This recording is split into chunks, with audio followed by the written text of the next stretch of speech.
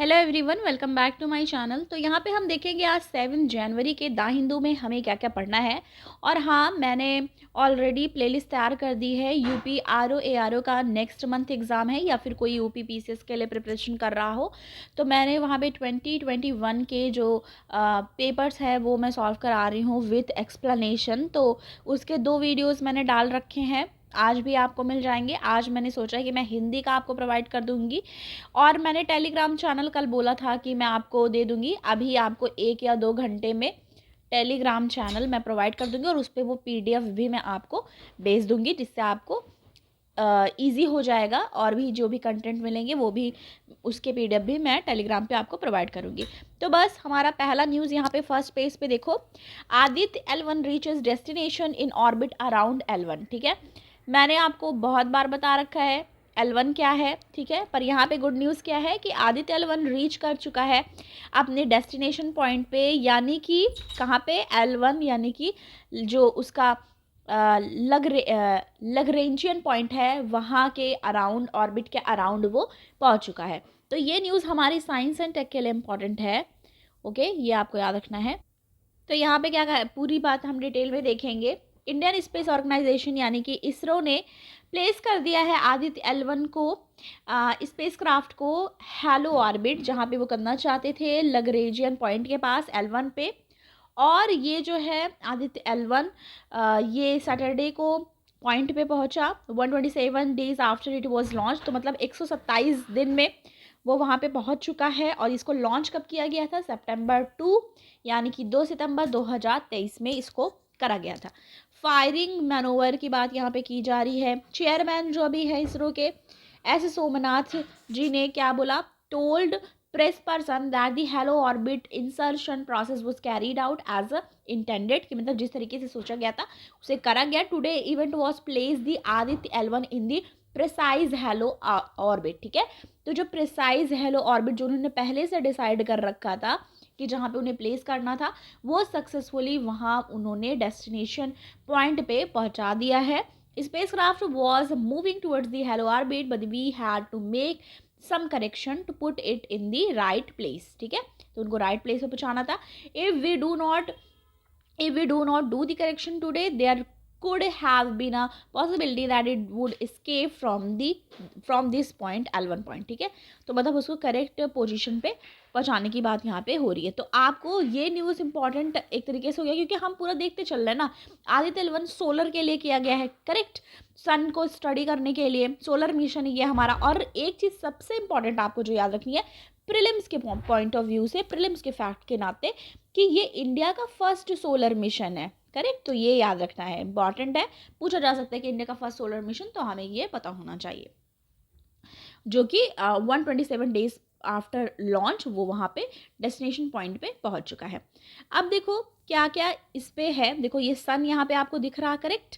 तो eyeing the सन, मतलब इससे रिलेटेड थोड़े से फैक्ट्स देखेंगे। क्या कहा जा रहा है, a look at when L point is, देखो यहाँ पे यही पॉइंट है ना L1, जहाँ पे पहुँचाना था वहाँ पे पहुँचा दिया गया है। And why entering halo orbit around is crucial for the mission success, क्यों ये क्रूशियल था मिशन के लिए और ये एक तरीके से सक्सेस देखी जा रही है, क्योंकि the L1 lies between the earth line. ठीक है, जो L1 पॉइंट है वो कहाँ लाई करता है, कहाँ पे है, सन और अर्थ लाइन के बीच में है ये। And it is about 1.5 million kilometres from the earth. ठीक है, 1.5 मिलियन किससे डिस्टेंस है इसकी, अर्थ से, पृथ्वी से। The distance of the L1 from earth is approximately 1%। और जो डिस्टेंस है L1 का अर्थ से वो 1% है अर्थ सन के डिस्टेंस से। अब यहाँ पे एक चीज़ और कही जा रही है, third point, satellite placed in the hello orbit around the L1 point has advantage. किस तरह का एडवांटेज है, advantage of continuously viewing the sun without any escape। this means it can observe solar activities continuously। ठीक है, तो वहाँ से जो भी एक्टिविटीज सोलर से रिलेटेड सन एक्टिविटी कर रहा है वो सारी चीज़ें ईजिली क्या कर पाएंगी, कैप्चर कर किया जा सकेगा और स्टडी भी स्मूथली L1 पॉइंट से किया जा पाएगा successfully. That's why they always want to placed L1 placed Aditya L1 to like Aditya जो ये सोलर मिशन है always wanted to place there, कौन से कहाँ पे, L1 पॉइंट पे। तो ये चीज़ें हमने देखी। नेक्स्ट आ जाएंगे, नेक्स्ट कौन सा है, फर्स्ट हमने देख लिया। सेकेंड देखो, 22 injured in the first jallikattu of the year in Tamil Nadu. अब देखो, जो पहले से पढ़ रहे होंगे उनको पता होगा कि जालीकट्टू क्या है, वहाँ पे कहाँ पे होता है, तमिलनाडु में कराया जाता है। इससे रिलेटेड हम थोड़ा सा देखेंगे। तो जो तमिलनाडु का first jallikattu of the year हुआ वो कहाँ पे हुआ, नाम यहाँ पे दिया है, विलेज है, यह है थटचन कुरिची विलेज, जो कि तालुक ऑफ पुडुकोट्टई डिस्ट्रिक्ट में कराया गया सैटरडे को, अहेड ऑफ पोंगल फेस्टिवल। अब देखो, ये तरह का क्वेश्चन पूछा जा सकता है प्री के पॉइंट ऑफ व्यू से कि कब ये कराया जाता है, अहेड ऑफ पोंगल फेस्टिवल ये कराया जाता है। ओके, और अभी कहाँ पे हुआ है, तमिलनाडु में हुआ है। और पर्टिकुलर भी पूछे तो आपको है पुडुकोट्टई डिस्ट्रिक्ट, और पूरी यहाँ पे चीज़ें दी हुई हैं इन्फॉर्मेशन। तो ये कब कराया जाता है, पोंगल फेस्टिविटीज़ के अहेड कराया जाता है। 22 पर्सन्स जो है वो इंजर्ड हुए हैं, 11 were refer to the Thanjavur medical college, उनको वहाँ पे भेजा गया है, रिफ़र करा गया है। सेफ्टी मेजर्स पे बात यहाँ पे करी जा रही है कि authorities have put in the place measures to ensure that the safety of bulls. तो यहाँ पे देखो, बुल परफॉर्म करती है, ये यहाँ पे देख रहे हो ना, एक तरीके से पार्टिसिपेट करते हैं जालीकट्टू, जो यहाँ बात की जा रही है पुडुकोट्टई डिस्ट्रिक्ट में सैटरडे को हुआ। तो ये बुल्स की सेफ्टी की भी बात की जाती है, एंड एक्सपेक्टेटर्स इंक्लूडिंग डबल बैरिकेटिंग होती है, and screening of the animals भी किए जाते हैं कि उनको कोई बीमारी या फिर कुछ चीज़ें तो नहीं है। अ टीम ऑफ वेटरेनियन क्या है, जो एनिमल्स के डॉक्टर होते हैं वो स्क्रीन करते हैं जितने भी बुल्स होते हैं वहाँ पे जो पार्टिसिपेट करने वाले होते हैं, उनको क्या करते हैं, चेक करते हैं, उनका चेकअप करते हैं। And they were of a prescribed height, मतलब उनको होता है कि इतने हाइट का होना चाहिए, और उनका ड्रग टेस्ट होता है before they have release through out the वाड़ी वसल, मतलब जहाँ पे उनको रखा जाता है फिर उनको रिलीज़ किया जाता है रेस के लिए। तो यहाँ पे उन्होंने पूरी चीज़ें बताई कि हाँ सारी चीज़ें की गई थी, बट 22 यहाँ पे इंजर्ड पाए गए हैं। ओके, तो यहाँ पे बताया गया, दो refer to Thanjavur include 8 bull tamers on owner of a bull inspector and member of the event organizing committee, the other were treated by medical team। तो मतलब ट्रीटमेंट और ये सब हो रही है, पर आपको क्या इंपॉर्टेंट रखना है, जाली कट्टू से रिलेटेड कि क्या है जाली कट्टू। तो बुल पार्टिसिपेट करता है इसमें, ठीक है, बुल रेस होती है इसमें, और इसमें एक ये आप जान लेना है जो ये हमने लिखा है कि पोंगल फेस्टिविटीज़ के ऐड इसको कराया जाता है। नेक्स्ट आ जाएंगे हम, नेक्स्ट हम देखेंगे और हमारे एग्जाम के पॉइंट ऑफ व्यू से कौन सा इंपॉर्टेंट है। एक यहाँ पे ये है, government to announces quality norm for 2500 items soon, ठीक है, 2500 आइटम्स के क्वालिटी नॉर्म्स जो है वो गवर्नमेंट अनाउंस करने वाली है। यहाँ पे पीयूष गोयल जी हैं, उन्होंने कहा है कि 90% जो प्रेजेंट QCO है वो केम ड्यूरिंग द मोदी रिजिम। मतलब देखो, पॉलिटिकल चीज़ें हमें नहीं याद रखनी है, हमें कौन सी स्कीम और क्या क्या चीज़ें हैं वो याद रखनी है। तो यही बताया जा रहा है कि union commerce food and consumer affair minister Piyush Goyal ji जो हैं, उन्होंने क्या कहा है सैटरडे को, that the centre will soon bring quality control order. तो QCO क्या है, क्वालिटी कंट्रोल ऑर्डर बताने वाले हैं 2500 आइटम्स के। एड्रेसिंग मीटिंग उन्होंने 77 फाउंडेशनल डे पे कहा है of the bureau of Indian standard BIS, और ये सारी चीज़ें बताई गई हैं। और क्या कहा जा रहा है, had been only 14 QCO for 106 product till 2014, उसके बाद इन्होंने बढ़ाया उसको 156 क्वालिटी कंट्रोल ऑर्डर लाए हैं इन्होंने 672 प्रोडक्ट्स के लिए, और जो कि होगा 2024 तक के लिए ये करेंगे। और यहाँ पे देखो, ये अभी जो जब ये इसके बाद किया जाएगा तो वो देखो दो कुछ जो चीज़ें इंपॉर्टेंट है वहाँ पे हम क्या कर देते हैं, स्टार बना देते हैं, जिससे हमें पता रहे कि ये इंपॉर्टेंट है। अब जैसे यहाँ पे क्या इंपॉर्टेंट हमारा निकल के आया कि क्वालिटी कंट्रोल ऑर्डर्स बताए जाएंगे आइटम्स के लिए, और अभी 672 प्रोडक्ट्स की और करी जाएगी 2024 के लिए, उसका बताया गया हो। और यहाँ पे क्या कहा जा रहा है, नियरली 2500 मोर आइटम्स जो होंगे उसमें भी क्या करा जाएगा, reflect our commitment towards quality by the providing high standard food and service, उनको गुड एंड सर्विस प्रोवाइड करा जाएगा, क्वालिटी स्टैंडर्ड पे फोकस करी जाएगी। अब देखो, जैसे हमने पूरी चीज़ें यहाँ पे देखी, फिर यहाँ पे दिया है कि प्राइम मिनिस्टर का विजन क्या है, सारी चीज़ें हैं। अब देखो, कुछ कुछ चीज़ें मेंस के पॉइंट ऑफ व्यू से भी हमारा इंपॉर्टेंट हो जाता है। जैसे मैं प्रीलिम्स के लिए आपको बताती हूँ कि ये पॉइंट आप याद कर लो, प्रीलिम्स में पूछा जाएगा। मेंस के पॉइंट ऑफ व्यू से यहाँ पे देखो, एक चीज़ यहाँ पे आपको दिख रहा होगा, recalling the 9 years ago, the Prime Minister had put forth the vision of zero defect, zero effect. तो ये जैसे जीरो डिफेक्ट जीरो इफेक्ट है, ये आप मेंस के पॉइंट ऑफ व्यू से याद रख सकते हो।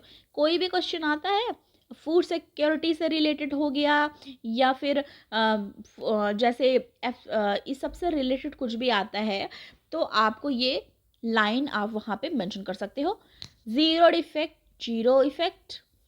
ओके, और वहाँ पे लिख दो ये क्या है, प्राइम मिनिस्टर का एक तरीके से विजन है। इंश्योर करना making high quality product that are sustainable, मतलब वो सस्टेनेबल हो, इको फ्रेंडली हो, and have zero climate impact, कि क्लाइमेट पे उनका इम्पैक्ट भी इस तरीके से, मतलब क्लाइमेट को हार्म ना करे, ये देखा जाए, यानी कि इको फ्रेंडली हो एक तरीके से। Quality is king but between quality is probably the emperor, ऐसा मिनिस्टर ने कहा कि क्वालिटी इज द किंग, कि क्वालिटी पे फोकस किया गया है। अच्छा, जहाँ पे आपको मैं बार बार रिपीट करती हूँ, बट जो हमेशा से देख रहे होंगे ये तो उनको पता होगा, स्टार जहाँ बनता है वो लाइन हमको याद रखनी होती है। अब यहाँ पे आपको परख इनिशिएटिव दिख रहा है, परख इनिशिएटिव यहाँ पे लिखा है, करेक्ट। परख इनिशिएटिव क्या है, इसके बारे में थोड़ा सा देखेंगे। यूनियन मिनिस्टर आज the young generation to become the ambassador of the quality and say that the youngster can promote e-learning, कि जो youngster है वो e-learning promote कर सकते हैं, and can upgrade performance as assessment, review and analyzing of the knowledge for the holistic development परख initiative in college and universities। तो परख का फुल फॉर्म आप यहाँ से जान लो, performance, assessment, review, analysis of knowledge for holistic development. तो ये लाइन बहुत ज़्यादा इंपॉर्टेंट हो जाती है आपकी प्री के पॉइंट ऑफ व्यू से। परख इनिशिएटिव किससे कर, अब ये पूछ लेंगे ना परख इनिशिएटिव किससे रिलेटेड है, तो आपको यहाँ पे पता होना चाहिए कि ये रिलेटेड किससे है, क्वालिटी कंट्रोल ऑर्डर, यानी कि क्वालिटी नॉर्म से रिलेटेड है, ठीक है। और तो हमने जो भी, और BIS इंडस्ट्री, आपको पता है BIS क्या होता है, ये भी हमने यहाँ पे देखा। BIS यानी कि ब्यूरो ऑफ इंडियन स्टैंडर्ड, जो कि ये सारी चीज़ें क्या करती है, जैसे कोई भी चीज़ है उस पर बताएगी कि क्वालिटी उसकी क्या है, किस तरीके से क्वालिटी कंट्रोल ऑर्डर मेजर करना, ये सब चीज़ें भी उसके अंडर भी आती हैं। तो हमने जो जो यहाँ पे देखा, दो तीन चीज़ें, जैसे परख याद रखना है, QCO क्वालिटी कंट्रोल ऑर्डर याद रखना है, और जीरो डिफेक्ट जीरो इफेक्ट जो कि प्राइम मिनिस्टर का विजन है, ये सब चीज़ें याद रखनी है। अब यहाँ पे देखो नेक्स्ट हमारा जो आ जाता है वो हमने कंप्लीट कर लिया वहाँ पे। नेक्स्ट यहाँ पे है over 10,000 cases of trafficking recording in the 5 year but conviction remain at a dismal low. तो मतलब बता रहे हैं कि 10,000 केसेस देखे गए हैं ट्रैफिकिंग के। ट्रैफिकिंग पता है ना, ह्यूमन ट्रैफिकिंग की बात यहाँ पे की जा रही है, तस्करी। ट्रैफिकिंग का हिंदी मीनिंग अगर आपको जानना है तो इसका मतलब होता है तस्करी करना। अब ये कहा जा रहा है, ये रिकॉर्ड किया गया है 5 ईयर्स में 10,000 देखा गया है, बट कन्विक्शन की बात करें तो वो अभी डिसिमल देखा जा रहा है, मतलब बहुत ही लो देखा जा रहा है। पूरी चीज़ें यहाँ पे देखेंगे। इंडिया में रिकॉर्ड किया गया है एज मेनी एज 10,659 केसेस, किसके, ह्यूमन ट्रैफिकिंग के, ठीक है। ओके, ह्यूमन ट्रैफिकिंग की बात यहाँ पे करी जा रही है। बिटवीन 2018 एंड 2022 इतने देखे गए हैं। डेटा जो यूनियन होम मिनिस्ट्री ने response to a question from Manish Tiwari in the Lok Sabha on December 5 revealed that an average of 2,000 cases were recorded every year। 2,000 cases per year देखने को मिल रहे हैं ह्यूमन ट्रैफिकिंग के, with 22 registering the highest of the 2,250। तो आप देख लो कि अभी भी ये सब चीज़ें कितनी प्रीवैलेंट है। जैसे कि आप बहुत सारे शोज़ देखते होंगे जिसमें दिखाता है, तो हम ये ऐसे हमारे मन में आता है कि क्या सच में ऐसी चीज़ें होती है, या हम मूवी देखते हो तो सोचते हैं क्या सच में ऐसा होता होगा। पर आप यहाँ पे देख लो, न्यूज़ में आया हुआ है कि जी ऐसा डेटा में भी पाया गया है कि ह्यूमन ट्रैफिकिंग और ये सब चीज़ें पर ईयर 2,000 पर केसेस देखे जा रहे हैं, और 2022 में हाईएस्ट देखा गया 2,250 केसेस ह्यूमन ट्रैफिकिंग के। अब यहाँ पे देखो रिस्पॉन्स में, in response to another question on the same day by Om Prakash Bhupal Singh aka Pawan, मतलब नाम आपको याद रखने की ज़रूरत नहीं है कि कौन है। ये देखो number of person arrested, chargesheet जो यहाँ पे देखो दिखा है ना, convicted and acquired the human trafficking between 2018-22 5 years में अगर आप देखो तो 26,840 पर्सनस है, average of 5,000 person year arrest किया गया है ह्यूमन ट्रैफिकिंग के लिए। महाराष्ट्र से कितने रजिस्टर्ड हुए हैं आप देखो, highest number of the cases जो है महाराष्ट्र से 1392 है पास्ट 5 ईयर में अगर देखा जाए, और तेलंगाना से अगर आप देखो 1301 है, एंड आंध्र प्रदेश से 987 है। ठीक है, अब ये अगर बात करी जाए ट्रैफिकिंग की तो कहा जा रहा है कि कुछ सोर्सेज है, some are the sources state, जैसे कि क्या बताया जा रहा है, सोर्स स्टेट है and other destination, Andhra Pradesh और तेलंगाना ये जो है, ये जो सोर्स और डेस्टिनेशन है इसके, इसमें बताया जा रहा है कि secretary of help non governmental organisation है हेल्प, जो बेस्ड है आंध्र प्रदेश में, तो ये इस चीज़ के लिए करते हैं, मतलब एक तरीके से इन्फॉर्म और ये जो भी चीज़ें हैं पता करना और ये सब चीज़ें हेल्प के अंदर आता है। स्टेट्स अच्छा जैसे वेस्ट बंगाल है, असम है, उनके जो सोर्स स्टेट है, वाइल महाराष्ट्र और कर्नाटका के डेस्टिनेशन स्टेट है। अब देखो source state and destination state की बात करी गई है, तो सोर्स स्टेट में वेस्ट बंगाल और असम को कंसिडर किया गया है source state, and destination state में किसको करा गया है, महाराष्ट्र और कर्नाटका को। अब मिनिस्ट्री ने क्या कहा, the ministry in its reply उन्होंने कहा has also pointed out steps taken to combat trafficking, कि किस तरीके से ट्रैफिकिंग तस्करी को रोका जा सके।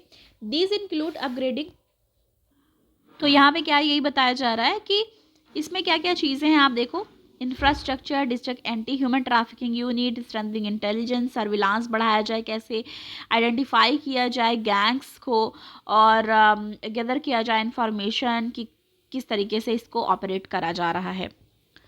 नेक्स्ट आ जाएंगे हम,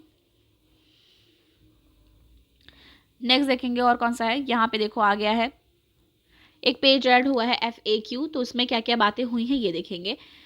कुछ चीज़ें हैं जैसे कहा जा रहा है why did the Islamic state attack Iran, कि क्यों इस्लामिक स्टेट अटैक करती है ईरान को मुद्दों पे, तो यहाँ पे देखेंगे।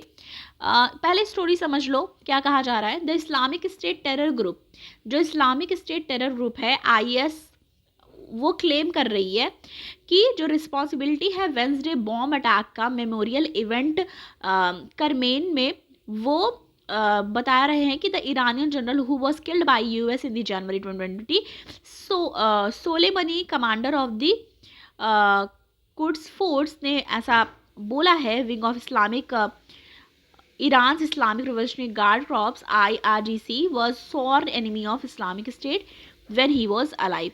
देखो चीज़ें यहाँ पे बताई गई हैं, इस्लामिक स्टेट की बात की गई है, सब किया गया है, पर क्वेश्चन हमारा पहले हम टाइटल से उठा रहे हैं, कहा क्या गया है कि क्यों वो ईरान को कहते हैं। Why does the IS target Iran, कि क्यों IS जो है वो टारगेट करती है ईरान को। कहा जा रहा है द IS मतलब which is the Sunni Salafi jihadist outfit, तो IS की बात की जा रही है, सीज ईरान मतलब वो क्या करते हैं, ईरान जो है एक सिया थियोक्रेसी के तौर पे उनको देखते हैं। तो क्वेश्चन का आंसर हमारे मिल रहा है यहाँ पे कि IS टारगेट ईरान को क्यों करती है, क्योंकि IS सुन्नी सलाफिस्ट जिहादिस्ट है और वो देखती है ईरान को एज अ सिया थियोक्रेसी। तो एक क्या कहा जा रहा है, as an ideological rivalry and battlefield enemy. इसमें कहा जा रहा है कि IS is notorious for its secretary and violence against the Shia. देखो क्या होता है, सुन्नी एंड शिया जो होते हैं उनमें हमेशा कॉन्फ्लिक्ट रहता है, ठीक है, एक तरीके का बना रहता है, तो वही चीज़ें बताने की कोशिश करिए। इस वजह से वो उन पे जैसे होता नहीं कि एक दूसरे पे आरोप मरना, वही चीज़ें हैं। क्या चीज़ें हैं, they say Shia community has rejected the first 3 Sunni caliph of Islam, मतलब उनका जैसे अबू बकर हैं, Umar and Uthman. For IS Shias are not real Muslim. अब IS जो हैं वो मानते हैं कि जो सिया है वो रियल मुस्लिम्स नहीं है। ये लाइन यहाँ से याद कर लो कि वो मानते हैं कि सिया रियल मुस्लिम नहीं है, they are apostates who follow shirk latterly, ठीक है। तो वो मानते हैं कि वो सिर्क को फॉलो करते हैं। और IS control terrorist of Iraq and Syria from 2014 to 2018। Shia faced systematic persecution and violence, कि वो फेस करना पड़ता है। Even after IS lost the territories and shifted the focus of its operation to lawless land eastern Afghanistan, they committed to attack Afghanistan Hazara Shia minority, कि जहाँ पे थे तो वहाँ पे अटैक और ये सब हुआ। तो ये आई थिंक कि ये आप खुद समझ सकते हो, पर बस ये एक चीज़ इसका आप सिंपल सा मतलब समझ लो कि कम्युनिटी क्लास है एक तरीके से, या कम्युनिटी कह लो। कम्युनिटी तो शायद एक ही होगी, मतलब सुन्नी सिया कॉन्फ्लिक्ट है, उसी में वो एक दूसरे पे आरोप लगाते रहते हैं।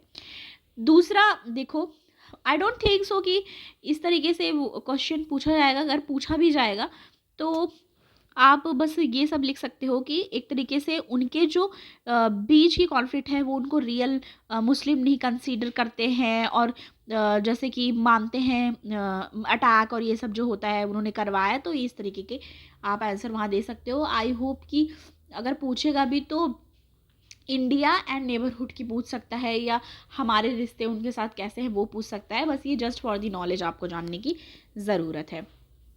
और अगर इसके बारे में किसी को अच्छे से पता होगा, ठीक है, तो वो कमेंट सेक्शन में बता सकता है लोगों को कि क्या चीज़ें हैं। How has Red Sea trouble impact India. जैसे अब देखो, इस तरह के क्वेश्चन IR में हमारे आ सकते हैं कि मतलब इंडिया के कॉन्टेक्स्ट में बातें चल रही है, तो हमारा जो IR का पोर्शन होता है, इंडिया एंड इट्स नेबरहुड और India relation with the other countries, जहाँ से हमारा बायलैटरल ट्रेड है और ये सब है, तो वहाँ से हमारा जानना होता है। अब रेड सी किस तरीके से बता रहे कि how has Red Sea trouble impacted India, कि किस तरीके से वो इम्पैक्ट कर सकती है। तो ये हम यहाँ पे देखेंगे। स्टोरी यहाँ पे है, attack on the cargo ship in the Red Sea since November by Houthi militant of Yemen has turn the quickest marine route linking Asia with Europe through Suez Canal unsafe. तो बता रहे हैं Swiss canal क्या है, unsafe हो गया है इस समय, क्योंकि अटैक हुआ है Houthi militia of the Yemen. It has force take a longer transit around the Cape of the Good Hope in the African South, making the shipment both dear and the longer। Russia Ukraine war ये सब तो चल ही रहा है, अभी तक ख़त्म नहीं हुआ है। पहला ये जान गए हम स्विस कैनाल अनसेफ की बात। दूसरा यहाँ से देखेंगे, what is the impact on India trade flowing through the Red Sea. अब ये बताइए, ये क्वेश्चन हमारा इंपॉर्टेंट हो सकता है। यहाँ से देखेंगे कि क्या कहा जा रहा है, व्हाट इज़ द इम्पैक्ट, क्या इम्पैक्ट है on Indian trade following through the Red Sea, ये देखेंगे हम। आफ्टर अटैक हुआ, उसके बाद क्या हुआ, major cargo shipping lines decided they would not operate on this route. बहुत सारी मेजर कार्गो शिपिंग ने क्या कह दिया कि हम इस रूट को फॉलो नहीं करेंगे। Even small feeder vessels have of let stop paying in these water, वो मना कर दे रहे कि वो नहीं आएंगे इस रूट से।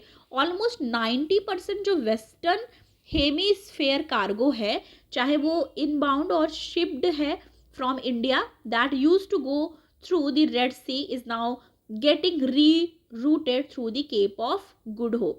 तो पहले वो रेड सी से आ जाते थे ना इंडिया में जो भी थी एंट्री, लेकिन अब वो रीरूट कर दिया उन्होंने। वो बोल रहे हैं वो इधर से नहीं आएंगे। क्यों ये सब हो रहा है, क्योंकि जो अटैक हुआ है कार्गो शिप पे रेड सी में नवंबर में, ठीक है, नवंबर, तो उस बात से सबने डिसाइड किया है कि वो इस रूट को फॉलो नहीं करेंगे। रेड सी के रूट, जो रेड सी वाला रूट है उसको फॉलो नहीं करेंगे।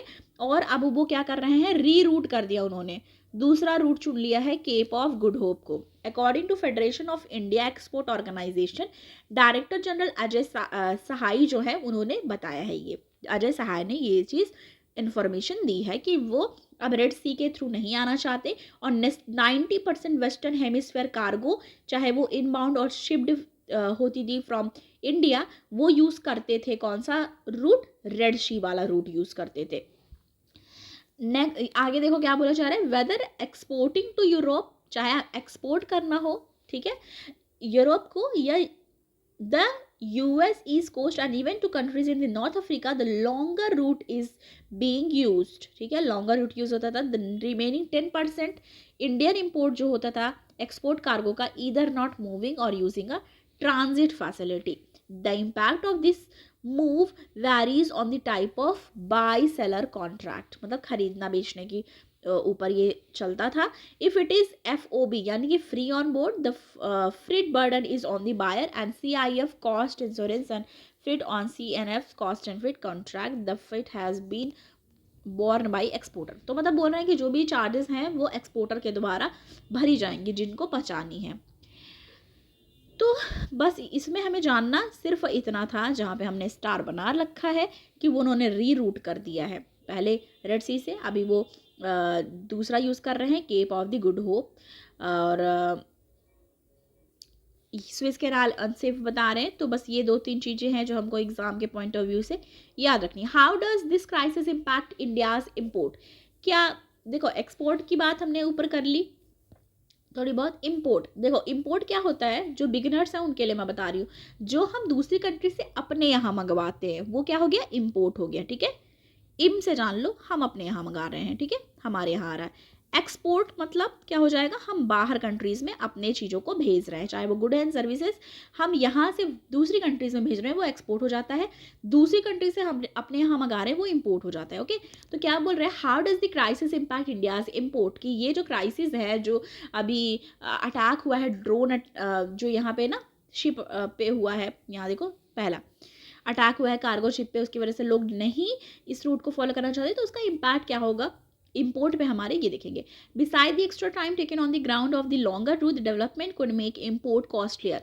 देखो इससे क्या हो जाएगा, इम्पोर्ट महंगा हो जाएगा, कॉस्टलियर हो जाएगा, and call for the better inventory management, और उसके लिए बेटर इन्वेंट्री मैनेजमेंट करने की ज़रूरत पड़ जाएगी। ये इंपॉर्टेंट हो गया मेंस के पॉइंट ऑफ व्यू से, क्योंकि अगर पूछ लिया ना कि ये जो क्राइसिस है उसकी वजह से किस तरीके से इंडिया पे इम्पैक्ट पड़ रहा है, तो आप अलग अलग सेक्टर में, जैसे इंपोर्ट पे डाल दिया, एक्सपोर्ट पे डाल दिया, और हमारी किस किस चीज़ों को इम्पैक्ट करेगा वो आप पॉइंट पॉइंट में करके बुलेट में भी लिख सकते हो या पैराग्राफ यूज़ कर सकते हो, इट्स ऑन यू, ठीक है।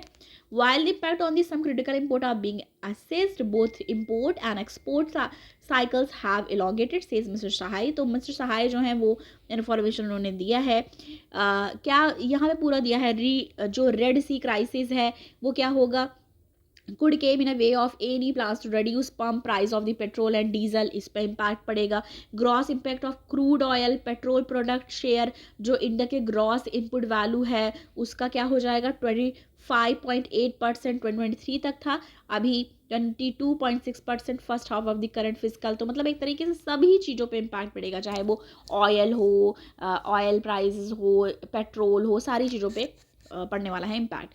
इंडिया का जो इम्पोर्ट डिपेंडेंस है कंजप्शन के बेसिस पे, अप्रैल और सितंबर में देखो तो 87.6% रहा है, government petroleum planning and analysis cell में देखा जाए उसके अकॉर्डिंग।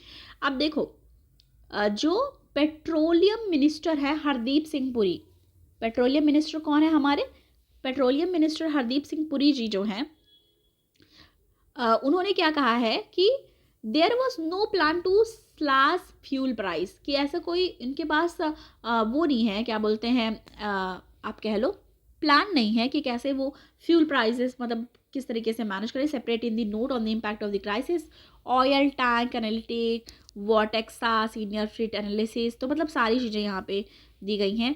ऐसे हम सारे एक्सप्लेन करने लगते हैं, आप देखो वीडियो अभी बहुत लंबी हो गई है, 28 मिनट की बन गई है, तो कई बार चीज़ें आप 1 to 1 जैसे जो जो इंपॉर्टेंट है मैं कोशिश करती हूँ पूरा आपको बताऊँ, पर वीडियो बहुत ज़्यादा लंबी हो जाती है। What has been the response, response क्या है, यूएन ने क्या कहा है, यूनाइटेड नेशन ने कहा है, नो कॉज और grievance could justify Houthi attack. बोल रहे हैं कि हूती अटैक को कोई भी कॉज या कोई भी रीज़न हो, कोई भी कारण हो, वो जस्टिफाई नहीं कर सकता freedom of navigation in the Red Sea, against freedom of navigation in the Red Sea. US want more support from the multinational operation prosperity guardians, तो मतलब वो एक तरीके से मल्टीनेशनल ऑपरेशन प्रॉस्पेरिटी गार्डियन के सपोर्ट चाहता है। यूएस की बात कर रहे हैं, देखो यूएन अलग है, यूएस अलग है, दोनों याद रखना है, वो नहीं करना है, मिक्स नहीं करने देना इधर पे। It is spearheading to keep the sea lane open and free of threat, कि बोल रहे हैं कि जो सी लेन है उसको ओपन रखा जाए, फ्री ऑफ थ्रेट रखा जाए। ये जो अटैक हुआ ये जस्टिफाइड नहीं है, किसी भी कारण से हम इसको जस्टिफाई नहीं कर सकते। India is closely watching the situation and the commerce secretary say to have held discussion with the official and trade body. देखो रेड सी से हमारी चीज़ें जो हो जाती थी वो ठीक हो जाती थी, पर अभी कॉस्टलियर हो जाएंगी और बहुत सारी चीज़ें इम्पैक्ट होंगे, हमारी इम्पोर्ट और एक्सपोर्ट दोनों पे ही इम्पैक्ट जाने वाला है। तो देखते हैं आगे फिर क्या होगा। साइंस वाला पेज हमारा अलग से ऐड होता है, इसको मैं शॉर्ट वाले में प्रोवाइड कर दूंगी क्योंकि वीडियो भी बहुत ज़्यादा लंबी हो गई है। शॉर्ट जो हमारा रहता नहीं है, शॉर्ट वीडियो, उसमें मैं प्रोवाइड कर दूंगी आपको। नेक्स्ट देखेंगे। तो आई होप कि हमने सब कुछ डिस्कस कर लिया है।